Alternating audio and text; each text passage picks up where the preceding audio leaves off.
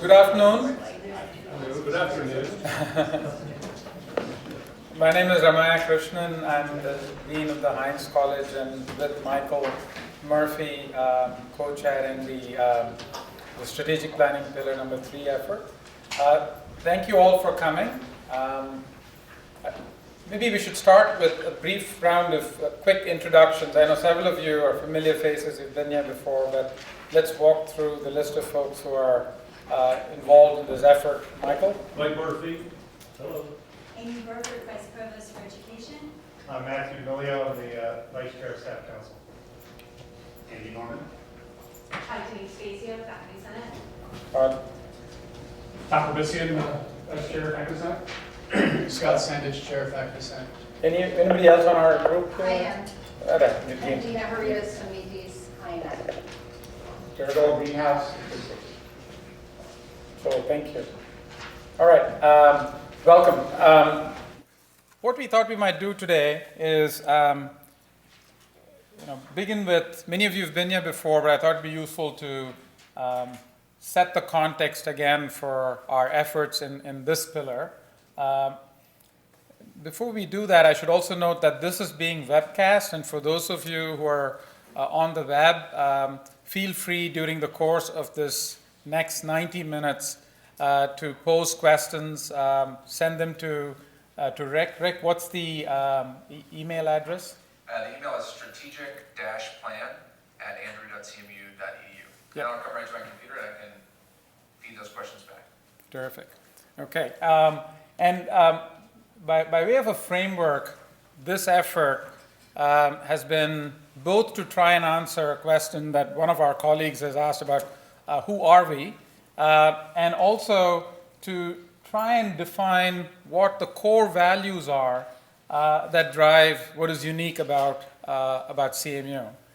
And in this regard, since values drive outcomes through the efforts that we've been engaged in, we've been thinking about what the core outcomes are for 4 populations: for students, for faculty, for staff, for alumni, and for parents.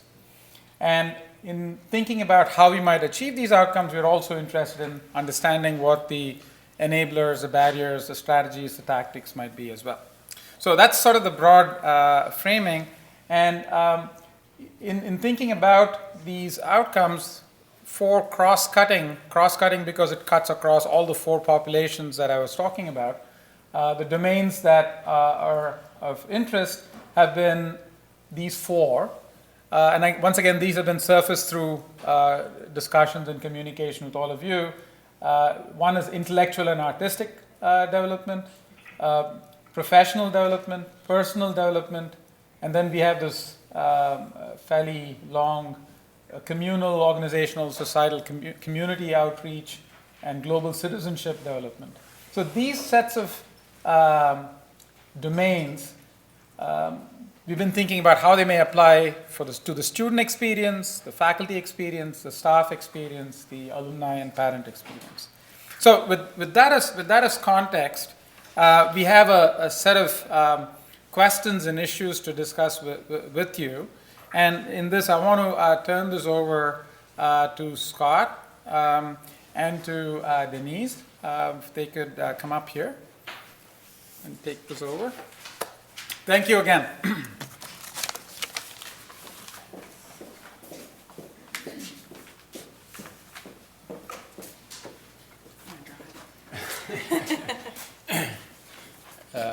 She said, "Do you want to drive?" We were asked to facilitate a discussion of about 10 or 15 minutes on the topic of diversity.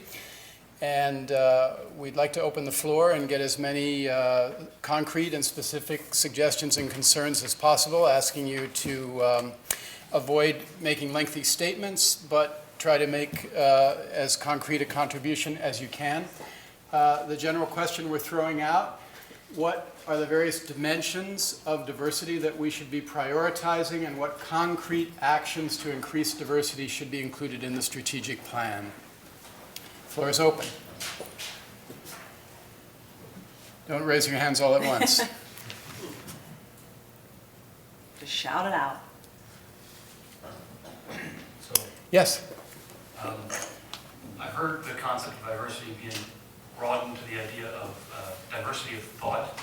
I think that idea has a lot of merit, but truthfully don't think that should be I think the focus should be much more specific in, frankly, a more traditional notion of diversity. I think in the end, really reaching for an ethnically diverse campus of people with different socioeconomic backgrounds is ultimately what will bring about that diversity of thought that will have the long-term benefit that I think we strive for. So Thank you. maintaining that focus, I think, is good. Thank you. Todd? I kind of view the diversity issue as kind of two-pronged. There's always the argument that we make it's difficult to make much headway on diversity when the pipelines are so constricted. And so that means there's competition, right? When we're hiring people, when we're looking for graduate students, et cetera. So having resources to be able to meet the competition, and some of our competition is very stiff if you look at our peer group. The other aspect of it is to stop griping about the pipeline and to do something about the pipeline, and to start initiating, some programs or amp up programs that we have to help expand the pipeline. That helps us, that helps everybody. It kind of raises all boats. And I think looking at that from both sides is important. Okay, so what's on the table now is the definition of diversity and pipeline issues from both directions.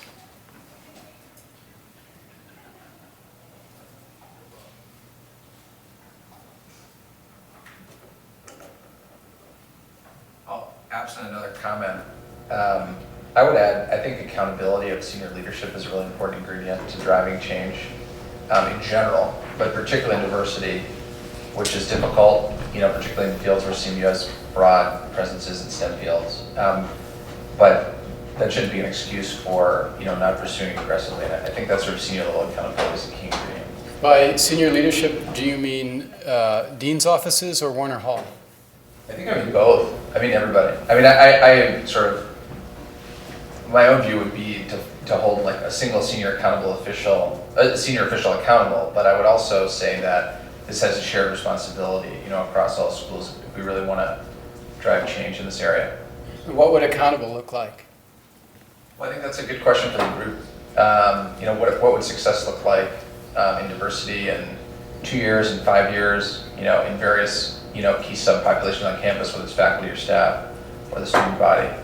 That's a great question to feedback, reflect back to the group. Group?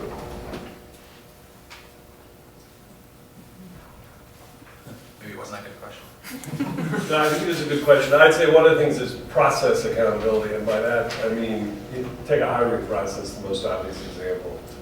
The end game is the diversity of the community and getting people here to influence the community, but that starts with where you advertise positions, how you write position descriptions, who you interview, all of that, so that you increase the behavior that's more likely to contribute. And I think I agree with the accountability issue, absolutely.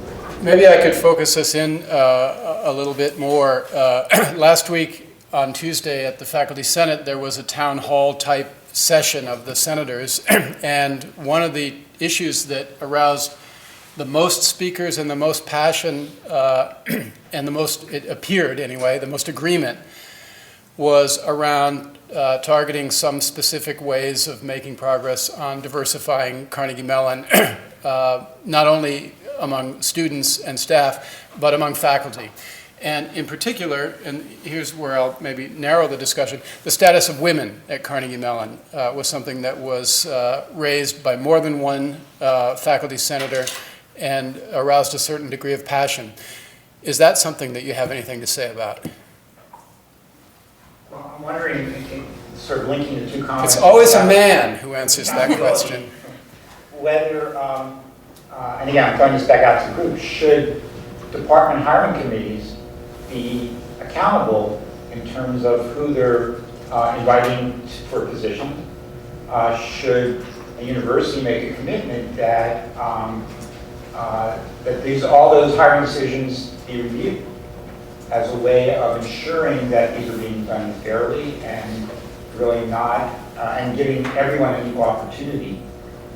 But that speaks to the process again, the point that Michael was making, and we've had these discussions recently at the department heads in CIT and at this retreat that we had for women in engineering. And one of the outcomes of that retreat, as many people know, is this new center of faculty excellence in CIT.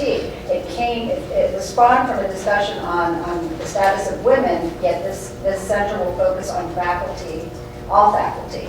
But one of the conversations was about the process, and when we bring in candidates, again, who's selected to be brought in, who sits on the search committees, the types of questions, the types of, these subtle nuances that sometimes exist that we don't intentionally, want to cast, that may not be, I guess, warm and friendly to women that we're just not aware of sometimes. That I'm not going to say we, but because I feel I am, but I think that as a whole we're not. And how can we improve, become educated on that, and ensure that these things are integrated into the process, and those processes, that there's some sort of training component. If you're going to be on a search committee, you need to be trained on the kinds of questions you can ask, on the approach that you can take in questioning somebody about their research, because sometimes these subtle nuances that come out are not friendly to certain populations, including women.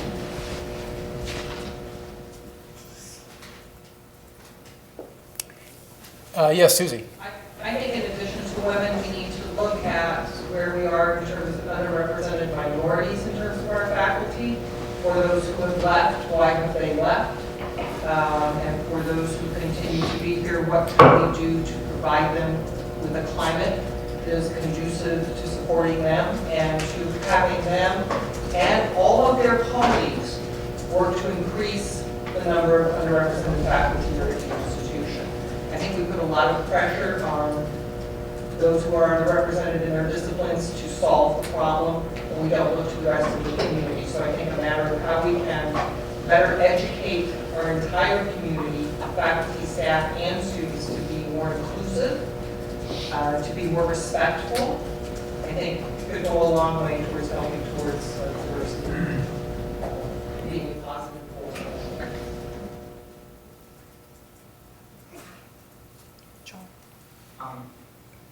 I was also at the Faculty Senate meeting, town hall last week, and started thinking about, we have a long history of being interested in dealing with the problem of diversity, and yet haven't really made a lot of progress, I think.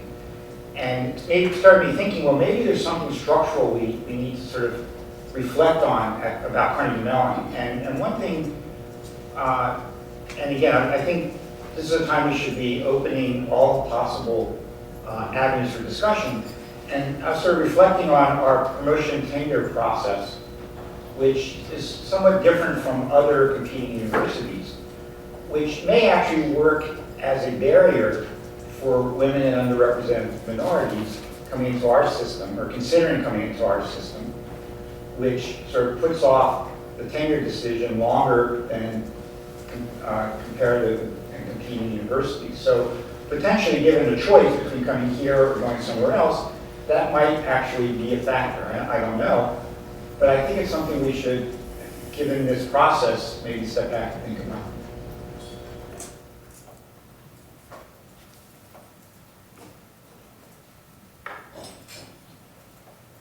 Yes.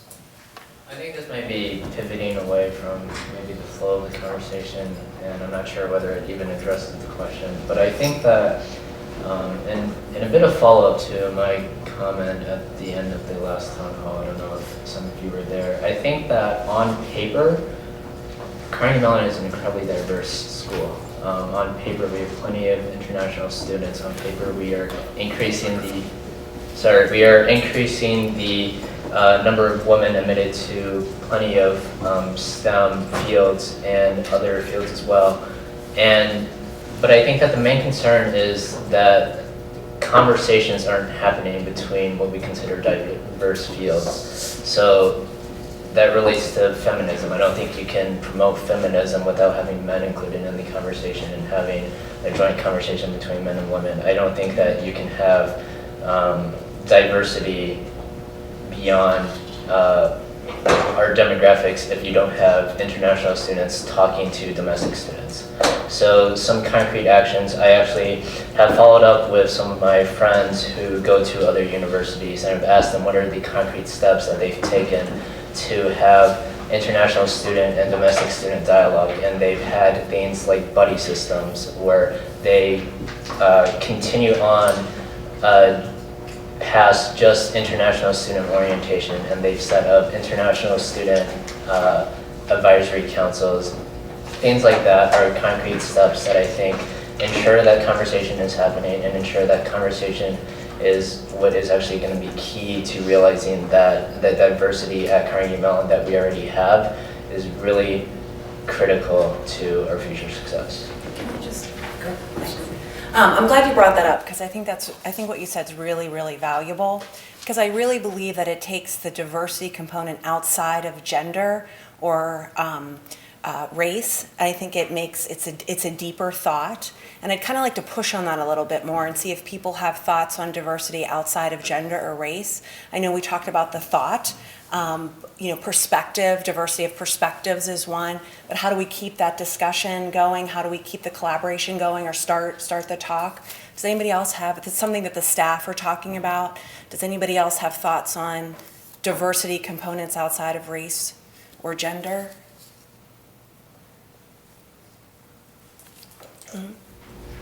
I think we have a lot of diversity, religious, cultural, ethnic,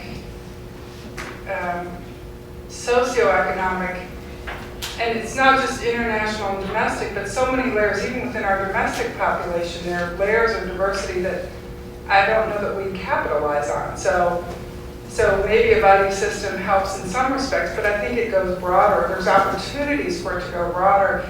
And amongst all the groups of our population, students, faculty, and staff, there's a rich set of diverse experiences here, but we don't always share them with each other. Whether they're domestic diversity issues or intercultural, non-US, US, there's just a lot of potential here, but I think how do we capture that and how do we intersect? And some of it goes to training and orientation at all levels, faculty, students, staff. Some of it goes into the curriculum, which I know people are already doing. Some of it goes into programming, but I think we just have so many more potentials and we need to think very broadly. As the question you just asked, I think is great because we've got opportunities for thinking of diversity in many areas and then figuring out how can we, in some respects with recruiting, how can we help develop pipelines? Because even when I go to hire people, we find a challenge of we need a pipeline of people who have experience. How do we look not just within ourselves, but into the community or the fields to help build the groups of diverse people we want to be hiring and vetting and bringing in? I think it's wonderful to increase communications among the people who are already here, but I guess I wish that people would jump in with some more ideas about increasing diversity by bringing more people to Carnegie Mellon. And I'll just tell you a fact. Within 10 years ago, there were 6 African American professors at Carnegie Mellon, 4 of whom taught in my department, which is the history department. So, I think we can afford, particularly amongst ourselves, to look more closely at what the compositions of some of our diversity are, and maybe to think, as President Suresh has asked us to do, aspirationally, dreaming big about what do we want to see in 10 years, what do we want to see in 20 years. Yes? I think that there are already some really excellent ways or things that are happening on campus in terms of developing the pipeline, since that's one of the ways that we get students to come here. For example, I was in SAMS, which is Summer Academy for Math and Science. I was a high school student participating in that, and that was my first experience at CMU. And for me, it was kind of transformative because it was the first time I felt respected intellectually at a place. Even when I was looking at lots of colleges, and just the experience that I had with, SAMS, and then eventually going undergrad somewhere else, coming here for grad school, I really feel like the work that off like programs like that, like even the pre-college programs here, already doing a lot of good work. And so more support for those type of programs that, already have a good levels, I think would be a step in a positive direction. And then when you talk about how to increase communication between diverse groups that are already on campus, I think that there's a really great opportunity during orientation. Like each department has their own separate orientation that has varying activities just depending on, whatever the department is interested in. But there is something that can happen. And like JSA, I think does a great job for grad students, which is the only perspective I can really speak from. But there are, specific activities, icebreakers, like things like that can kind of like create a more communal culture from day one, instead of like sectioning us off because every rotation is a different day. And people are intimidated. They go to the ice cream social that's in the first week of school. That's optional. And I think that some people are intimidated by these types of events, and so making it something where it's like, oh, you have to come because you have to register to be a student or get a button. I don't know, anything that kind of just like mandates that they have to come. And I know they like suck their teeth at it because I was one of those students, so like, why do I have to do this? But, understanding the role that this is going to play in your senior experience long term, just because you've broken some of those barriers, I think will kind of ease some of the tension and help increase that communication. Okay, we have time for one, maybe two short, so let's see, you want to go ahead? There are some really terrific existing programs available, like Leadership Alliance and various kinds of partnership programs that build research experiences for undergraduates that are available and are directed specifically at underrepresented minorities. We are not players in that. You have to have some financial money to put up in that. And we've never been at the table. So we're missing out, I think, in those that are, we don't have to start from scratch. There are some very substantial existing kinds of efforts that are out there, and we just have to commit some money in order to participate. And also we have to get faculty who are willing to put up their time to mentor some of these students during the summer. One more? No? Let me add to what Stephanie said. We have an untapped resource in faculty who travel around the country. They go to conferences and they might meet with companies. What they don't necessarily do is go to high schools, especially high schools where these groups exist, to recruit and talk about what we're doing. So speaking for computer science, we've had pretty good luck in gender diversity, much less so in underrepresented minority diversity. Showing up is, as Woody Allen said, 80% of the battle. Thanks, everybody. Great, thanks.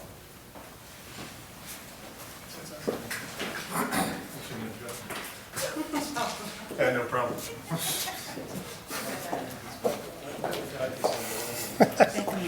I'm on the line. Oh, wonderful. This is this. Oops, wrong way. Oops, there you go. Okay, I am Matthew D'Amelio. To my left is Amy Burkett. And Becca is on the phone, right, Becca? Yes, I'm here. Oh, very good. Okay, so we've been tasked with regard to professional development. And if we want to take into account sort of the items that were just said, let's look at what people talked about when they talked about diversity. We talked about educating the community, having what we said was a training component, being inclusive, being respectful, orientation at all levels. And we sort of had comment in the back that said that these things may exist. So the question is, as it's posed, what facets of professional development can be emphasized and augmented to position our students, staff, faculty for success and continued professional fulfillment? What I would say is, when we open this conversation, is think about what was just said with regard to diversity and think about things that people feel are lacking. Now, does not that fit into professional development? Isn't that things that cut across all the parameters of students, faculty, staff, parents, alumni, etc.? So why don't we start there and see what we think? Yes? So I'm going to tie it back to the question that was before. So going back to professional development, I think in many ways we have the opportunity to actually engage both diversity and professional development and increase the pipeline.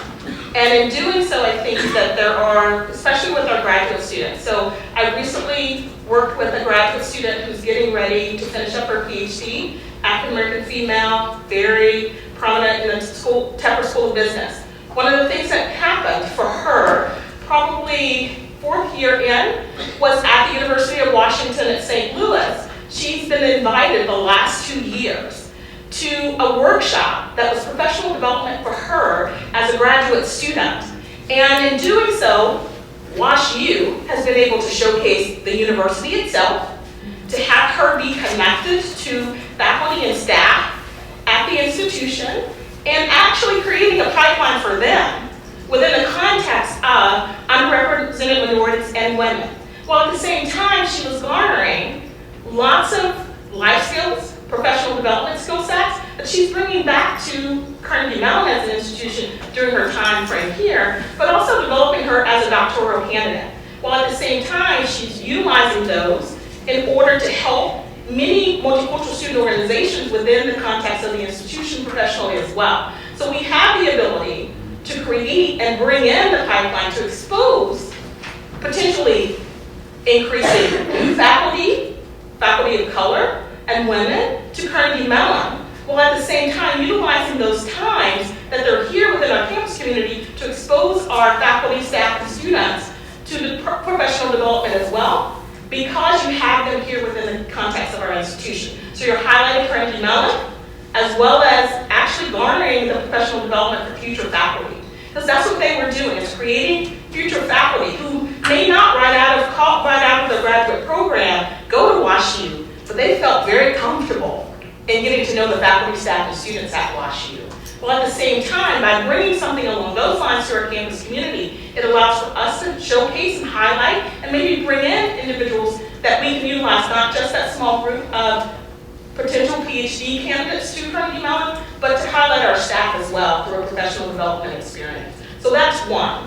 The other part here, I think, that is professional development based with diversity that we can explore is at the University of Michigan and other campus communities. They have what they call intergroup dialogue series. That is not just faculty, it's faculty, staff, and students, and combinations of that, where they're having engaged dialogues surrounding some of the social economic issues and beyond just race dialogues. But they're doing it in a way in which either faculty is given time in order to help facilitate those conversations, not in an academic setting. Staff is given time off in order to be engaged in those intergroup dialogues, to learn and to grow. And they've seen, and actually there are assessments that are out there that we can track to say how much that's influenced their commitment to the institutions, as well as help to bring a dynamic to these conversations that we don't always bring to the table.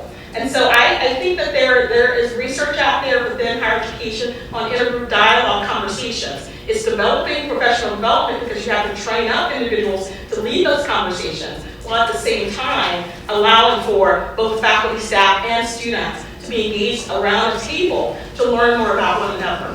And some of those actual courses actually are course-based for the students. So the students are actually, as we know, Carnegie Mellon, our students, if it's academic credit, then they're going to engage more, they're going to sign up for that. So there's a means to be able to craft more professional development for staff within the campus community by leading some of those discussions and dialogues, while at the same time critically looking at some of the conversations we're not having. So I recommend those particular two topic areas actually tie both professional development and diversity. Very good, thank you. Anyone else? Yes? Along those same lines, tying in professional development with diversity, we've explored the program, actually we offered a program for 10 years, it was NSF funded, where we help build capacity in historically black colleges and universities and Hispanic serving institutions.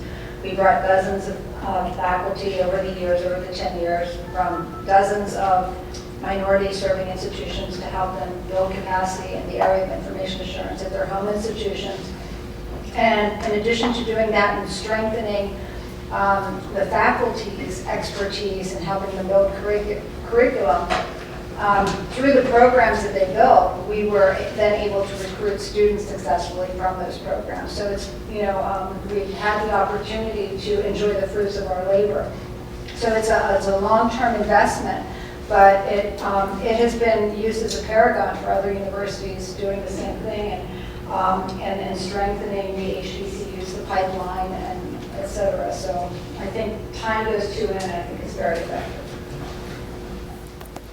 One thing, Becca, I wonder if you could address something that's come up in other town halls and in some of our group gatherings has been the role of faculty, of alumni and parents as a resource that could play into this broader, both for giving and taking in the lifelong learning and professional development sphere. So I wonder if you want to offer anything. I know it's hard to get into the conversation while you're on the phone. No, absolutely. And I will just note it's really helpful when folks use those microphones for me on the phone and others on the webcast, just to make sure we can hear you. We've been hearing for a long time there's a real desire from alumni for both, for what Amy's getting at, for both offering and receiving an increase in the professional development opportunities, like whatever we call that, lifelong learning, continual learning, to really tap into and have access to our phenomenal faculty and academic programs and continue that throughout the life cycle of an alum or a community member or a parent, to really satisfy that intellectual curiosity that we obviously continue to have even after graduation and through our professional and personal lives. And so we're really interested in, at this point, getting at kind of what that looks more like. As Amy indicated too, we have alumni that are in the tops of their fields across the country, around the world, who are also really willing to give back and connect back with current students and other alumni and community members and offer their resources and skills. And so we really need to get to a point now where we're really beginning to shape that and figure out what this looks like and how we can deliver on some of these expectations and desires on the part of our bigger and broader community out in the world. We had a comment in the back.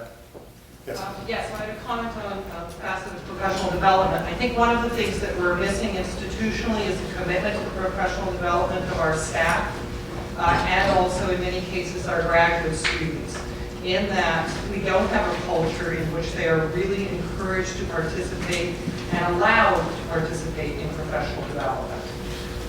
The constraints for many staff is that they don't get release time to participate in professional development. They're doing it over their lunch hour when it's offered. If it's offered at any other time of the day, there isn't a sense of being able to take advantage of it.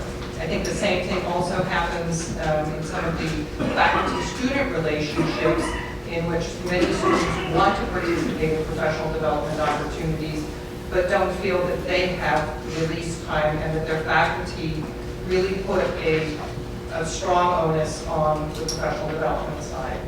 So I think that's a cultural thing that we need to think about. We talk about this, my heart is in the work, I'm going to work as hard as I can all the time, but we need to recognize that participating in professional development opportunities not only enhances the university, or not only enhances the individual, but enhances the university.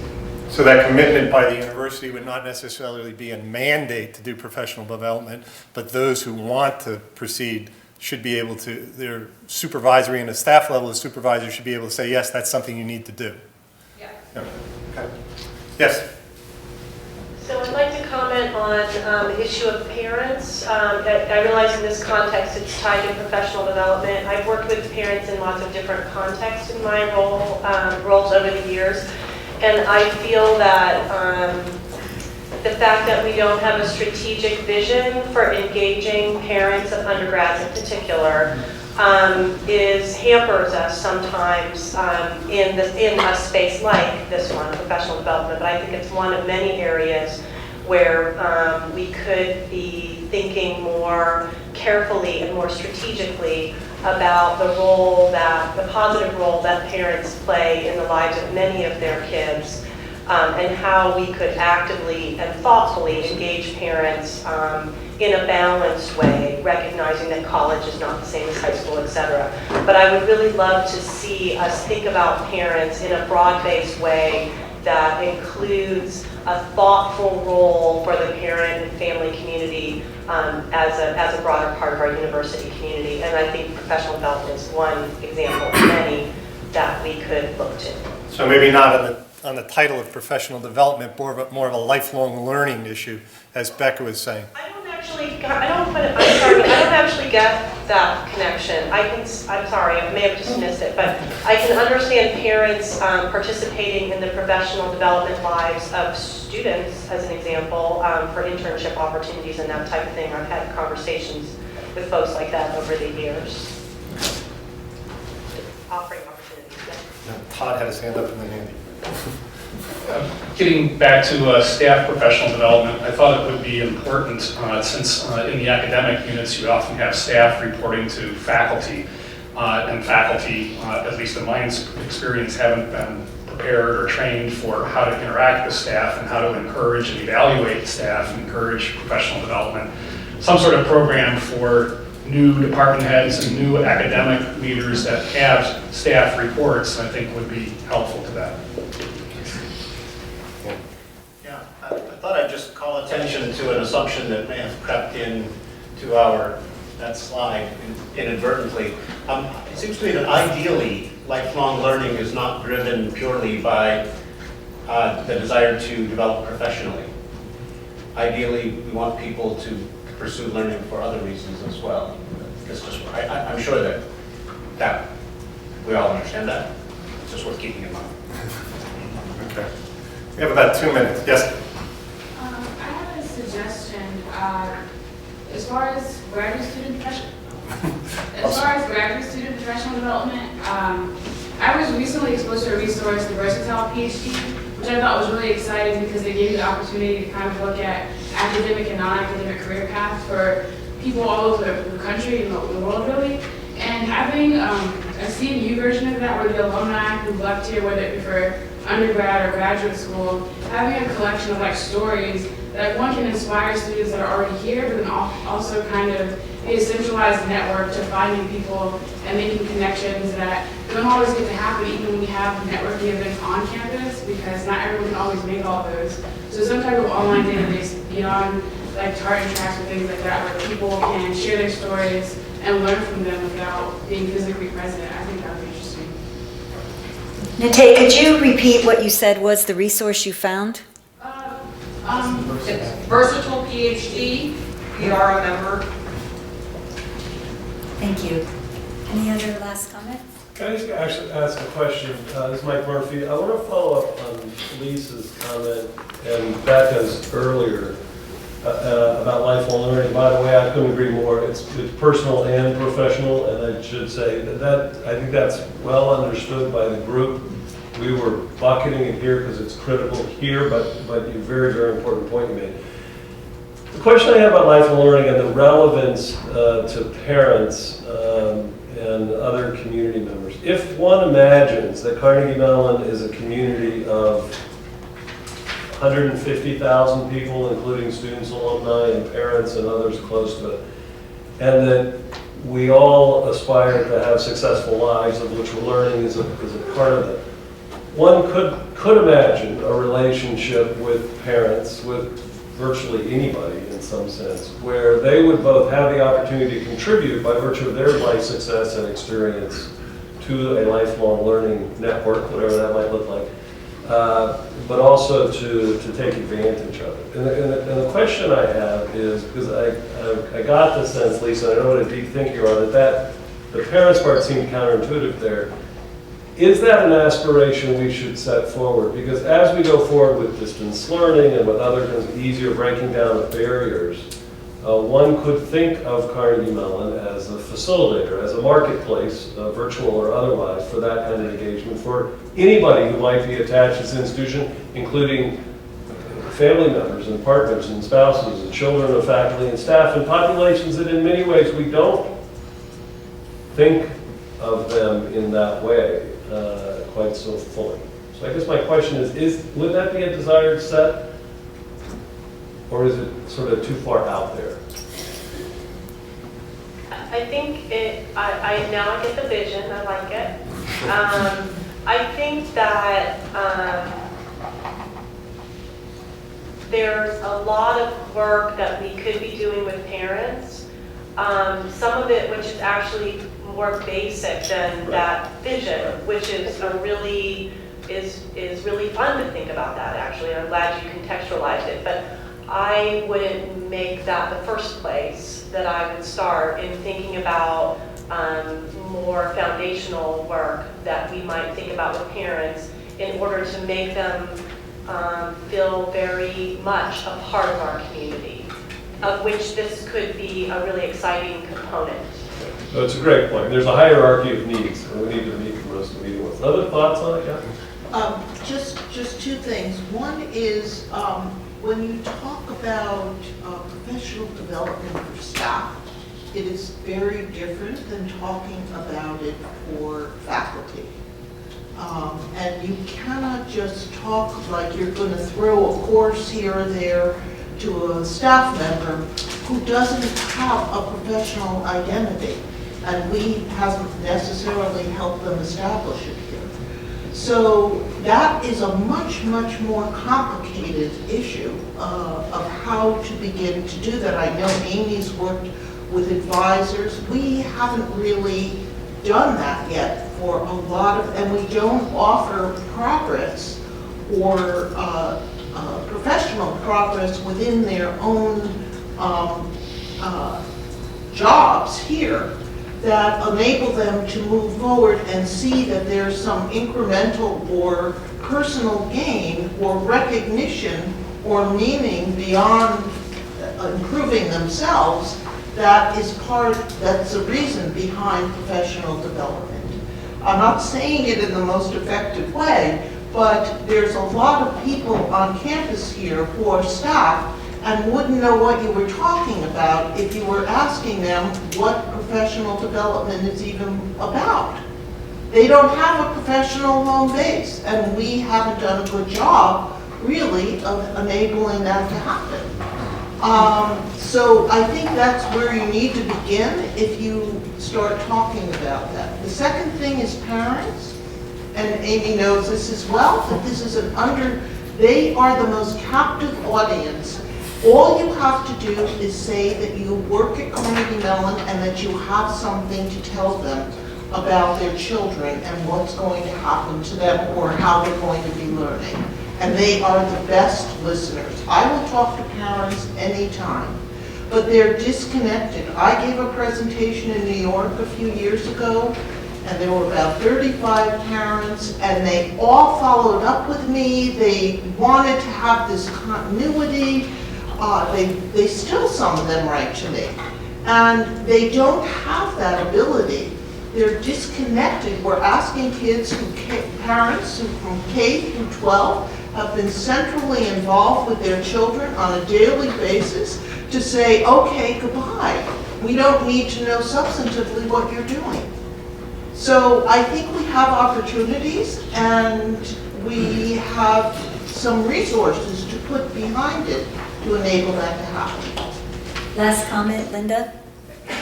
Actually, I agree with your comments, but it's got me to think. In a way, I wish we sort of had a CMU Institute, the way there's a Foreign Service Institute for U.S. diplomatic officials, and there's Peace Corps training for people going on Peace Corps, and in some ways we're kind of like that in the internationality of who we are. And I think that ought to be something that faculty, students, and staff do together, because I think we have some cultural differences amongst the different categories of us.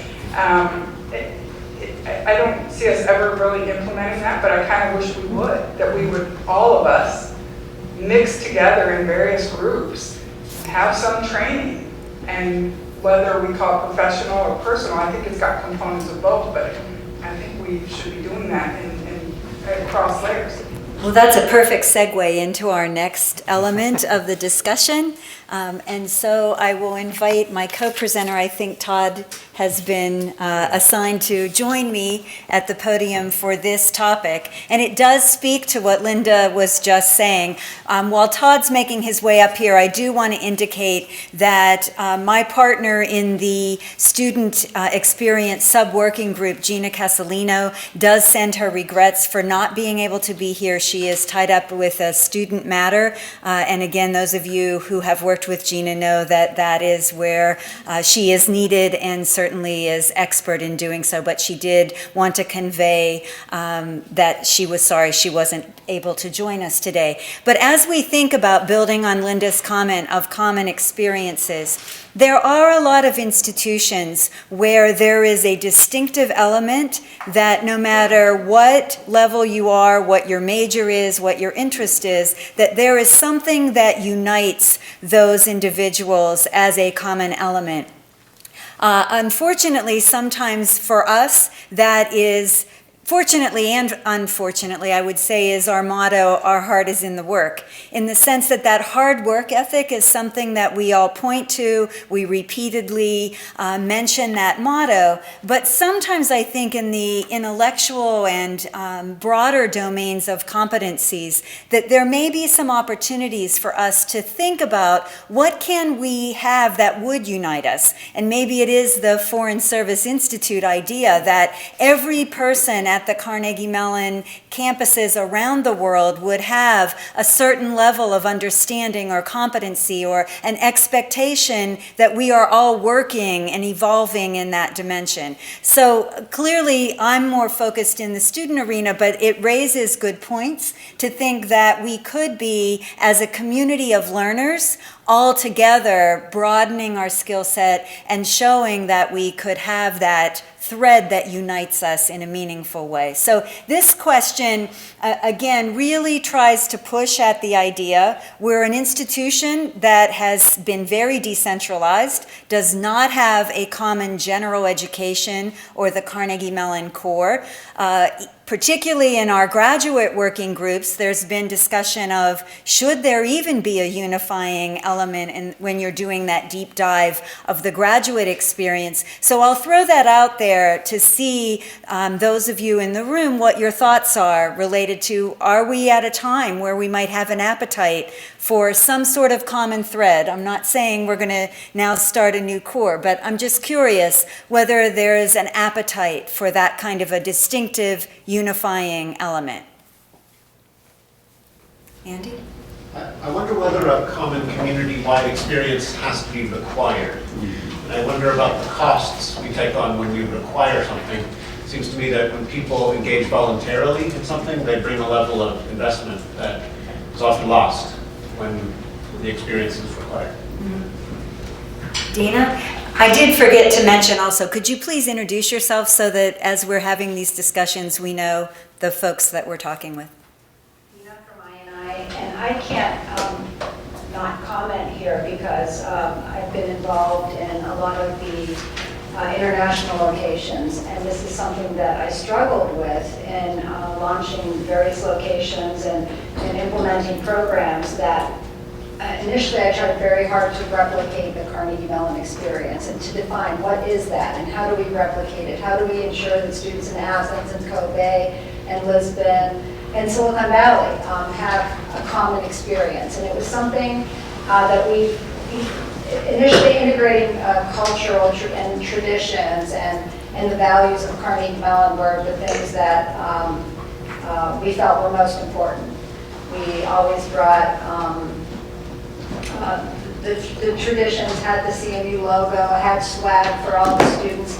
We wanted them to identify with Carnegie Mellon. But what we found out is that students had a very different experience at each one of these locations, and that was to be valued as well, that we really needed to leverage the unique aspects of each location and each program experience and focus on that and ensure that they were enriched by those aspects without taking away from what is Carnegie Mellon. There were some core underlying values there that we ensured were part of the program and the traditions that we had during orientation and graduation. But we just I've been doing this for international programs for 12 years now. We just couldn't replicate, like, what is the student experience, the CMU experience that we were trying to replicate.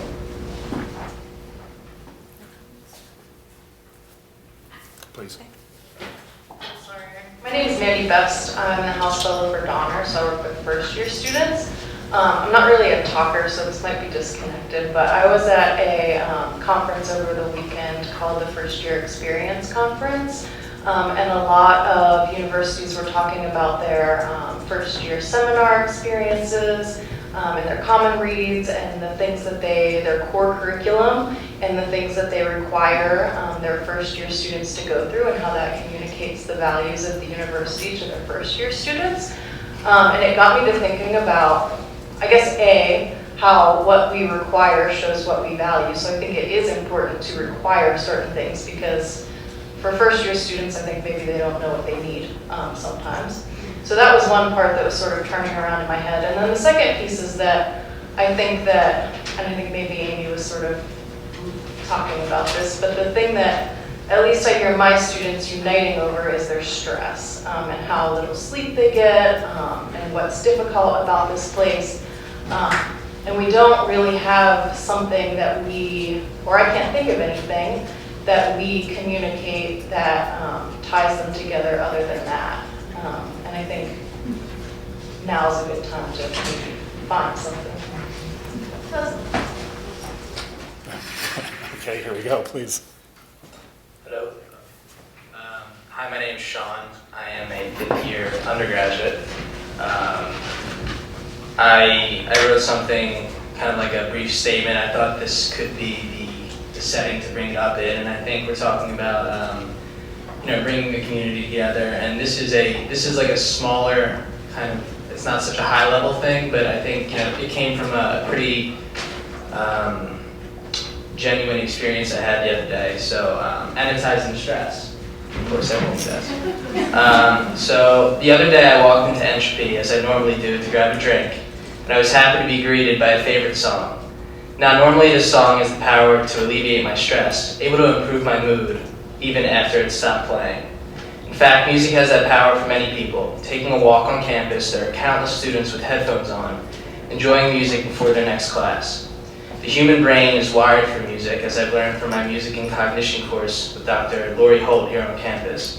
It affects circuitry that is widespread, as it can trigger memories, make us dance to the groove, and quite instantly make us happy by giving us a break from everyday stresses, even if just for a moment.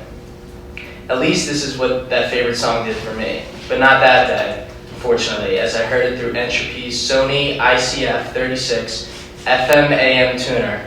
That's right, the 14-year-old black box housing a 3 5/8 inch speaker with a 2-foot retractable antenna. This device is necessary and perfect for emergency broadcast, but it did not have enough sound quality to let me bask in my song. So I sit here today requesting a better sound system and music library for Entropy. Entropy is a high-traffic location on campus where students stop on the way to or between classes for a snack and a break. The cost of a quality sound system and a music subscription service such as Spotify is a small price to pay for uplifting students, reducing stress, and frankly, making Entropy an even more chill place to be. I believe that small changes, like the one I am proposing, can have a powerfully uplifting effect on campus morale, create a stronger sense of community, and begin inspiring a culture at CMU as strongly defined as its academics. Thank you for listening. So Sean, it's done. It's done. You have to be a consultant on the project. We'll get it done. Okay. But does that mean I get to go shopping? You're broad, huh? Does that mean I get to go shopping? We'll talk. But at this point about seizing these kinds of things at the margin, I mean, we see it in discussions about public art, about furnishings, about landscaping, where you can actually sit and not just, I mean, these kinds of things where you say, what are the, small things, but not difficult things to do, and cumulatively can have a real impact. It's a great example. Thank you. Eric? I'm just going to say that have we risen as fast as we have as an institution without having, quote, a common experience? And for me, as I've been here for a while, we do have a common experience, and that's Carnival. And I mean, can you? You have it here in Pittsburgh, but not everywhere else. That's the difference. Okay, well, at least we have the common experience here in Pittsburgh at Carnival. So if we do have some common experiences that maybe we were looking for an academic one or something like that, but maybe that's not where we have to go.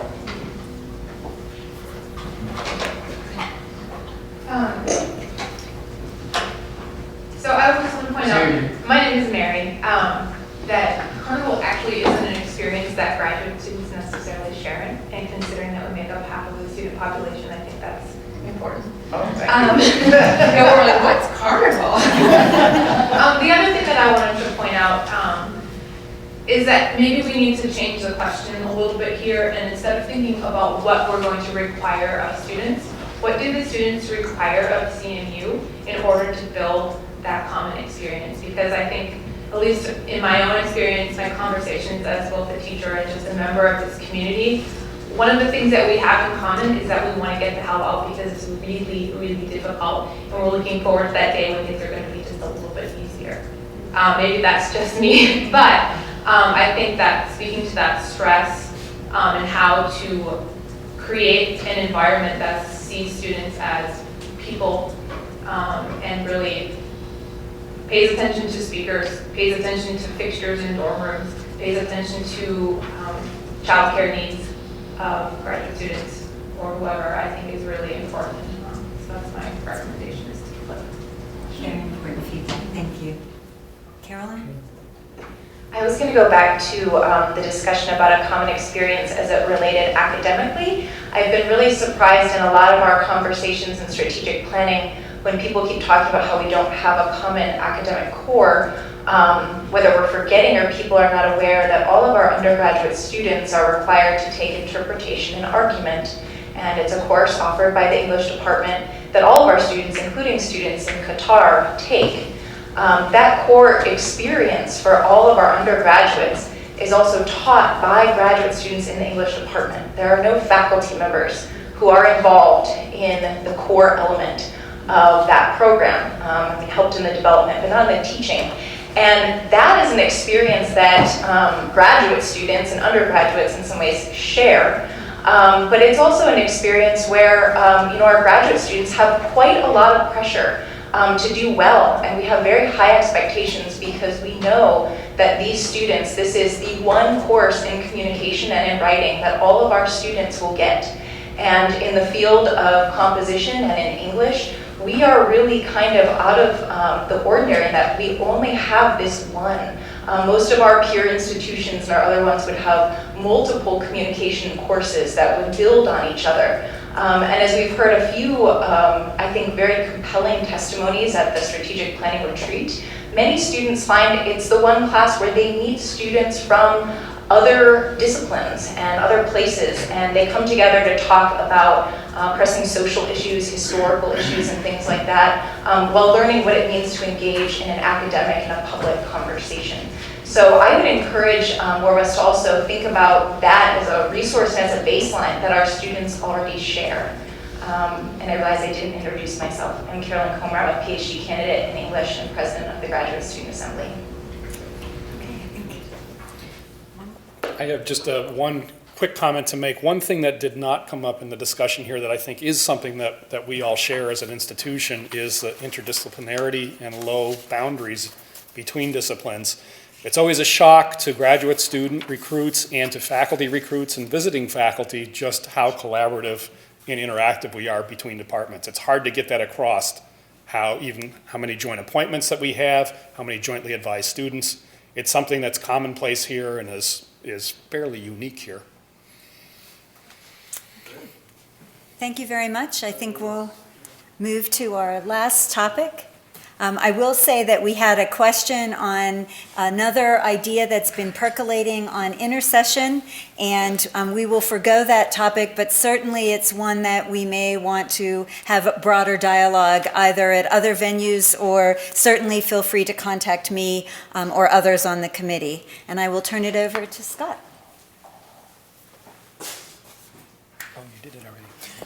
I think Todd is expected back up here. After you finish making your notes. So we wanted to spend the remainder of our time trying to find out if we have any consensus around one or two things. And to have this discussion, we need to put aside some of the more particular things that people have brought up and try to think more holistically and synergetically. President Suresh has explained the strategic planning process as trying to identify 8 to 10 big dreams for the university that could be linked to the coming capital campaign. In other words, 8 to 10 big dreams that we can then go out and find the resources to make into realities. And he would rather that we dream too big and 10 to 20 years from now say we achieved 60% of really big dreams, versus that we dream too small and 10 years from now say we achieved 90% of a too small dream. So if we were going to identify 8 to 10 big dreams to pursue over the next 20 years, what would one of them be that you think, in tossing it out, everyone in the room could get on board with?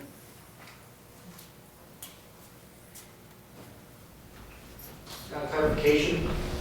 Are you talking this goal for everyone, or because the slide says faculty?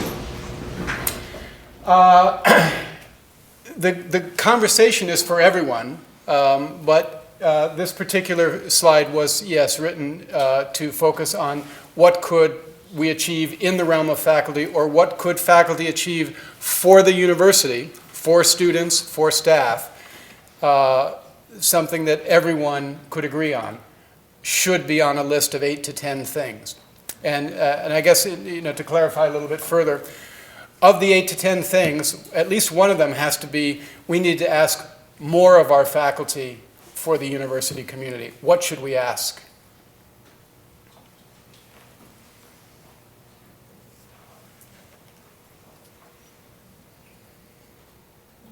Yes? I think that we should ask faculty to have a focus on relationships with students outside of the classroom. I really think it's important. I think that it took me an incredibly long time to realize that faculty were people, essentially, and people that I can really connect to, and people who have absolutely been some of the most important people in terms of my support network here and my mentors here. So a focus on mentoring outside the classroom. Absolutely. Yes, Dina, please.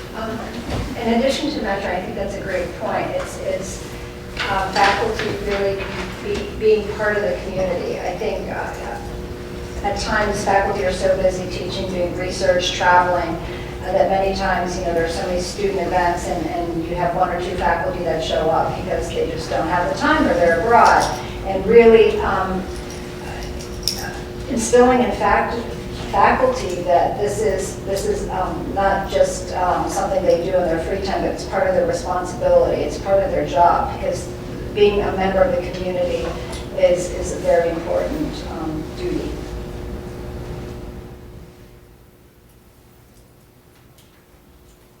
Other comments, please. I also say for our faculty as part of the community, but as part of our promoters for the university, to understand how to talk about the university and how to really sell in what Carnegie Mellon University is, and to be team players in terms of broad messaging for the entire university to increase our visibility. I'm Lara. Thank you, Lara. Other ideas along that theme or beyond that? Just curious, going back to something that Phil said earlier about how the SES staff goes to conferences and something, and trying to tie it back, I'm sorry to tie this all the way back again, but you know, when faculty go on these, to their conferences, and they meet their colleagues, they have to come in contact with people who have diversity of experience of different items. And sort of what Laura's saying with regard to being you know, an ambassador for the university, why is not faculty then also, can't they then identify future candidates here in diversity? Can't they say, I met this colleague at a conference, and I think this person would be a great fit for the university, and they bring diversity. You know, that would be, you know, for me, I think that that's something that could be used. Other comments? Stephanie, please. And then Because of the way President Suresh, you framed President Suresh, I just want to make sure that in the strategic planning process, that the small dreams don't get lost in the big dreams, because a lot of what we can do are going to be the small dreams, if we're lucky enough to get that sound system. So I think there's a lot of important small dreams that we're coming up with in the process of the strategic plan. And I hope that there's going to be a place for that alongside the big dreams. Christian? So, Scott, if you think that we as a faculty and as a university have to rethink, reinvent education, it's one of our biggest core parts of our mission is to educate and to do research. And if we have to have the time to mentor and do these other things, how do we deliver on our learning outcomes, but do so in fundamentally new and innovative ways? So if we as a faculty can commit to investing the time and effort, it would require us to do something different than what we've been doing for all this time. And perhaps many of us were trained in the old way, but fundamentally invest in having to rethink how we should deliver education to make both CMU a leader, but in the process also deliver on excellent student learning outcomes. Can I ask a question? So it's interesting that I think every question, every answer, all which are very thoughtful things, and faculty are certainly an incredible powerhouse in the institution. But we all interpreted one major vision or goal for faculty as how could faculty meet our institutional goals, right? How can they serve students better? How can they, you know, which is great because they are the guardians of the whole of the institution. But what about the lives of faculty? What about a vision or goal for faculty in the sense of, for faculty, we're focusing a lot on students, hopefully we're focusing more and better and deeper ways for students and staff and alumni. But what about for faculty? What about for faculty in terms of their lives? So, I mean, it could well be that if you reinvented this, that you could actually free up time for faculty as well. It's not that these are mutually exclusive. Please. My name is Aaron George. I'm the House Fellow for Moore Gardens. I think a great opportunity, which could be seen as professional development for faculty, is having a model of faculty in residence, having them live with the students, be part of that student experience, so really see what their lives are on the outside, building those stronger connections, so they can see, it's like, oh, why are these students up at 2 o'clock in the morning still doing these assignments? How can I help model that a little bit better? And working in conjunction with the House Fellows for this community as well to kind of give the more holistic experience to these students about what it means to be a lifelong learner.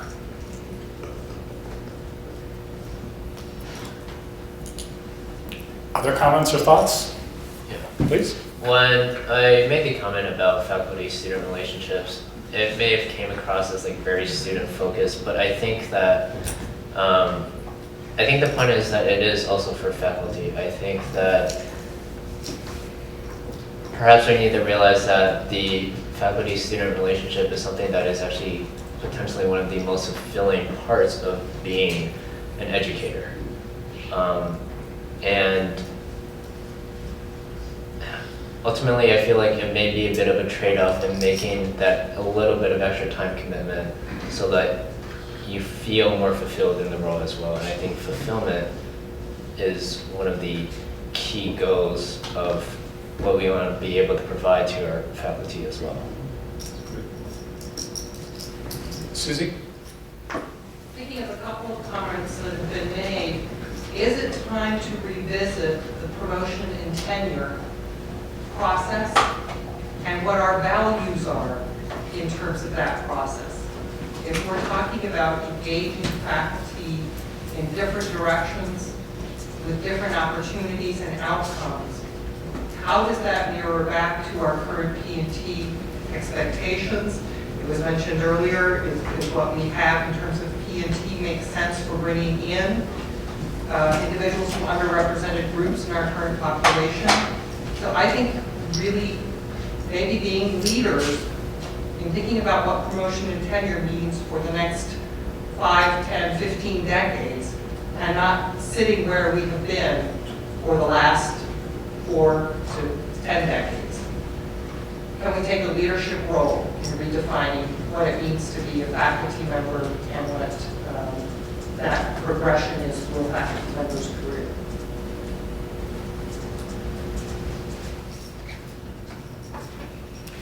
You'll notice that I edited out faculty from the slide as we've been talking, simply before we run out of time to invite other comments about visionary things that we might unite around that might be on that short list of 8 to 10, whether or not they pertain to faculty. Andy?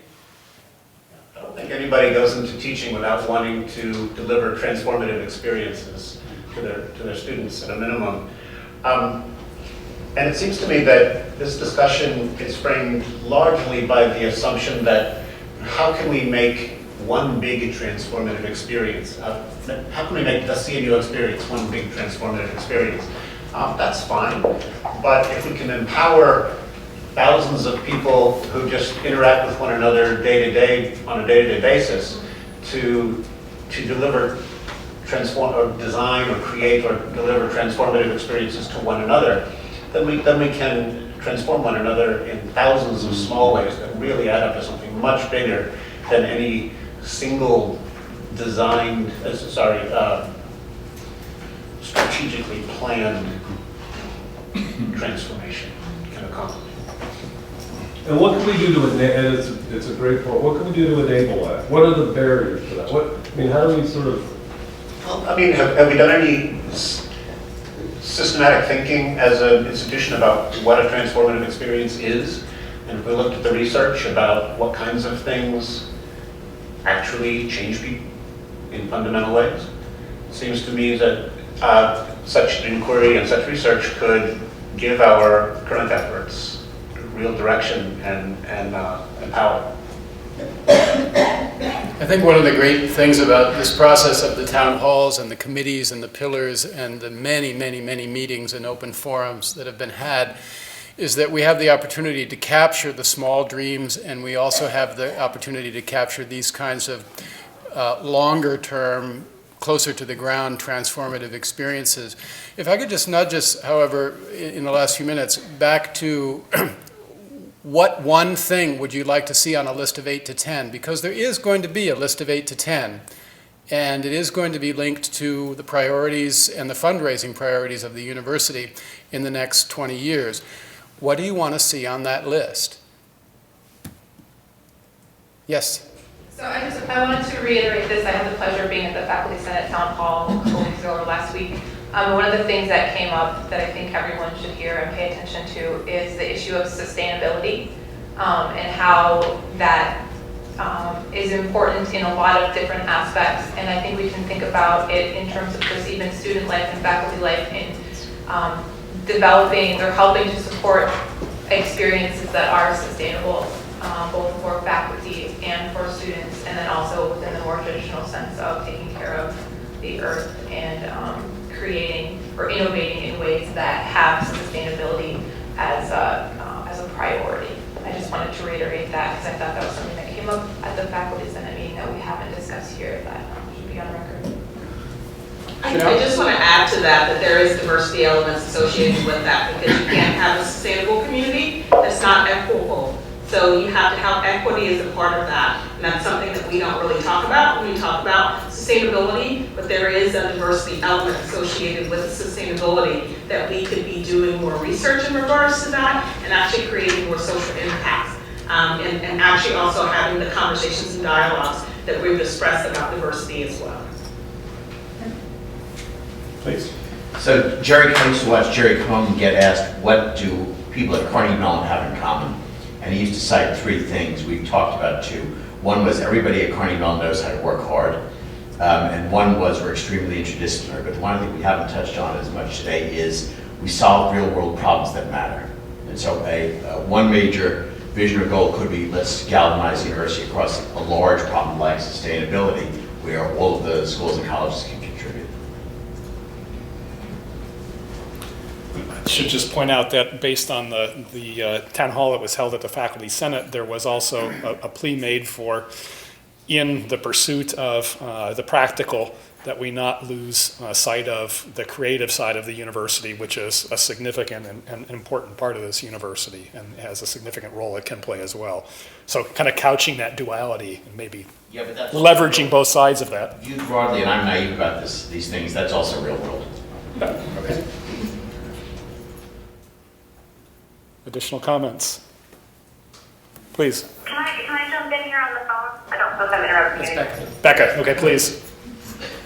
I just wanted to add, I think really critically, I would love to see Carnegie Mellon being at the forefront of how we are continuing to engage and connect with our alumni. We are the single largest constituent. We have almost 100,000 alumni around the globe, including alumni. And I think that the way that we engage, and whether it's through some of the professional development stuff that we talked about, those pieces are really important to our alumni, but I think really engaging and figuring out how we do that, being at the forefront of that in the field and in the university world is really, really important, and I'd like to see us push ourselves. Can I just say quickly, for those who don't know, so Becca Allison, alumna, a one-time staff member here, president of the Alumni Association, and parent, I am certain, of a 2034 graduate, if my math is right. Very committed member of the community. A couple closing comments here as we're running low on time. So again, going back to students, faculty, and staff at our international locations, I think we are very Pittsburgh-centric, and sure this is where our main campus is, but as we continue to expand our offerings and open campuses, and I feel it's very important to treat our students as Carnegie Mellon students, irrespective of their location, treat those faculty the same as our faculty here, and ensure that the faculty there have the opportunities that our faculty here have. I think sometimes that's an afterthought, or we jump into a reactive state because they realize when they've accepted the position that they don't quite have the same opportunities. But I think we have to be very strategic in how we do these things in the future and ensure that every member of our community is treated equally, regardless of location. Final remark? I'm just thinking about a goal or vision, and one of the things that, tying into professional development, parents, alumni, we don't really have a general repository of information that we can go to where parents could just put in that this is where they work. Students can put in, this is what their goals are to be or something that they're interested in. Staff, there are so many staff who not only work here, but work in other locations too. They have second or third jobs because it's something that's either a financial need for them or it's a passionate need for them. But how can we have something where we can all have the discussions, tap into people for professional development? So just like some system of getting to know you. Do you want to talk about that? Sort of network. Because you look excited. I'll just say that one of our student groups in IS was working with one of our faculty on a project that we entitled Placebook. And it doesn't reach all of the ideas that you were saying, but the notion was, particularly in our international kind kind of one CMU view, that you could say, I have an opportunity to do an internship in Thailand. What Carnegie Mellon parents, alumni, faculty connections do I have in a given area? So we were trying to figure out how we could take all the databases and port that in, and we actually wanted to come up with a visualization that in the Cohen UC there would be kind of a little dot of different colors saying this is where we are at any one time across the institution. So that was sort of the dream. They did get some prototyping going on. We ran into privacy issues and who would agree and all of that, but I do still feel as though there's something, a kernel there that would be kind of an exciting, and it would serve to connect us in ways that you could see that you're part of this bigger community. I think we're, one quick one, okay. So I know we have a town hall devoted to global or international coming up, but another potential major vision / goal could be, how could we truly deliver a global CMU experience across the nodes of our global footprint, sort of building on what Amy just said. Right now, it's not quite, it's somewhat siloed. And could we really sort of organize ourselves in ways that would permit us to deliver the global CMU experience? All right, final closing comment, please. I was going to mention one last thing. Like we're talking about sharing information and potentially giving people a way to communicate their experiences, thoughts about employment in the future, and I think making that very approachable is an important thing. And something that comes to mind is just like maybe a blog where you could have a bunch of student writers talking about these experiences, and that just kind of, it makes it approachable for students, faculty, parents, and people are able to share information. So that's just something that came to mind. Thank you. Great, thank you. So, thank you. It's been terrific. And I want to make one process comment by way of thanking everybody. Several of you have been to multiple meetings, and I know we're all really busy.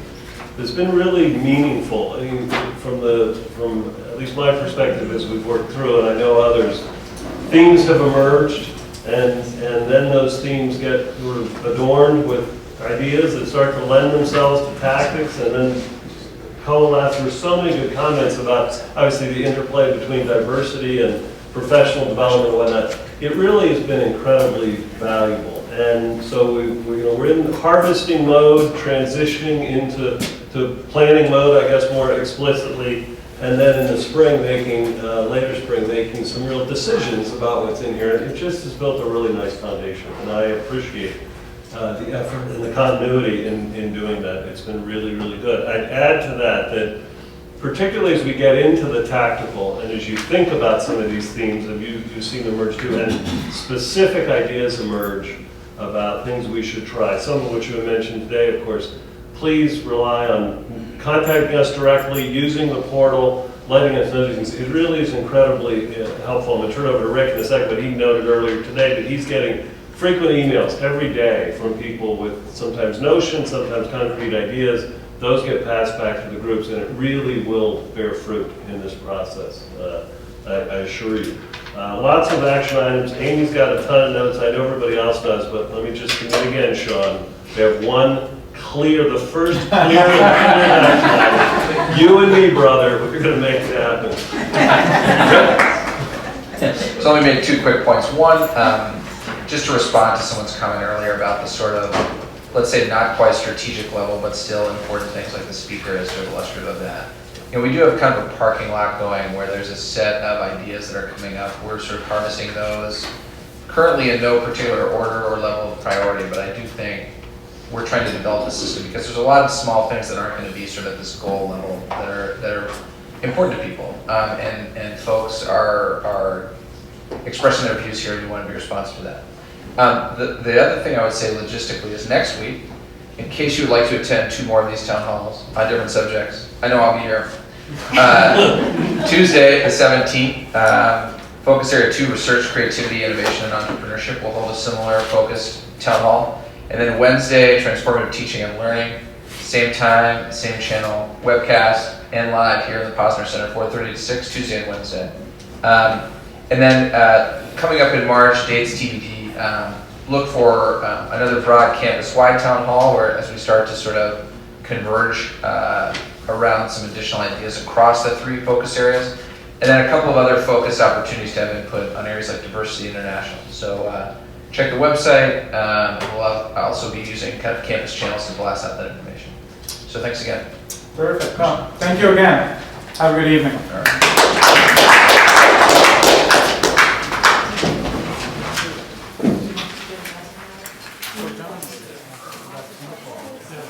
My sense is that you should be able to convert